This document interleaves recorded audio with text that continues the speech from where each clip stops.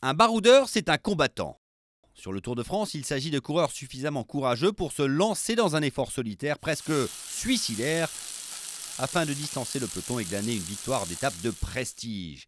Souvent, l'un des moments les plus captivants et intéressants de la fin d'une étape du Tour de France consiste à savoir si un baroudeur ou des baroudeurs auront suffisamment d'énergie pour atteindre la ligne d'arrivée sans se faire avaler par le peloton. Souvent, ils seront victimes du timing impeccable du peloton et de la puissance des sprinteurs.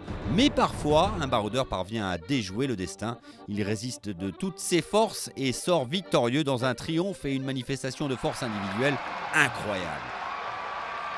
Parmi les grands exploits sur le Tour, en 1976, le coureur espagnol José Luis Viejo a dominé une étape de montagne en devançant le deuxième de près de 23 minutes.